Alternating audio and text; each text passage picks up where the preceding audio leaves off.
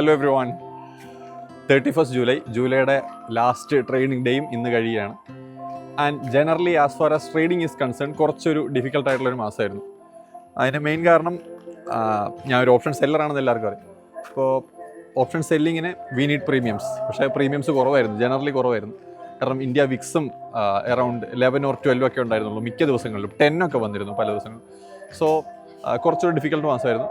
പക്ഷേ എന്നിട്ടും we could manage around ഒരു 2.5% റിട്ടേൺസ് ഈ മാസവും നമുക്ക് ഓപ്ഷൻ സെല്ലിങ്ങിലൂടെ അല്ലെങ്കിൽ ഓപ്ഷൻ ബൈങ്ങിലൂടെ ആയിരുന്നു മെയിൻലി നമുക്ക് മാനേജ് ചെയ്യാൻ പറ്റിയിട്ടുണ്ട്.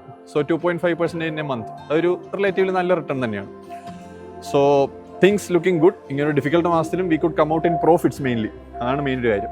ആൻഡ് കുറച്ചധികം കോൺവക്കേഷനും കാര്യങ്ങളൊക്കെ ആയിട്ട് കുറച്ചധികം ബിസി ആയിരുന്നു. പല ട്രേഡിംഗ് ഡേയ്സ് മിസ്സായിട്ടുണ്ട്, ലൈവ് മിസ്സായിട്ടുണ്ട്. പക്ഷേ അതെല്ലാം കഴിഞ്ഞ് will be back soon. Okay, പിന്നെ ഒരു ചെറിയൊരു ഇൻഫോ കൂടെ തരാനാണ്. കാരണം ഇന്ന് നമ്മൾ കണ്ടു മാർക്കറ്റ് റാലി ചെയ്തു, മുകളിലേക്ക് റാലി ചെയ്തു കുറേ.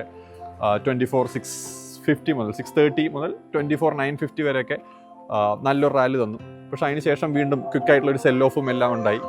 ആൻഡ് FIIs ഈ മാസവും I think today also FIIs generally ഈ മാസം ഫ്യൂച്ചേഴ്സിലും ക്യാഷ് മാർക്കറ്റിലും അവരിപ്പോഴും നെറ്റ് സെല്ലേഴ്സാണ്.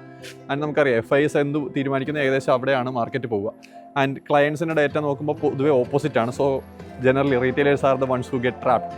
സോ അതുണ്ടാവാതിരിക്കട്ടെ. FIIs ഇപ്പോഴും ഷോർട്ടാണ്. സോ ജനറലി മാർക്കറ്റ് ടെക്നിക്കലി നോക്കുമ്പോൾ മാർക്കറ്റ് ഈസ് നോട്ട് ബുള്ളിഷ്.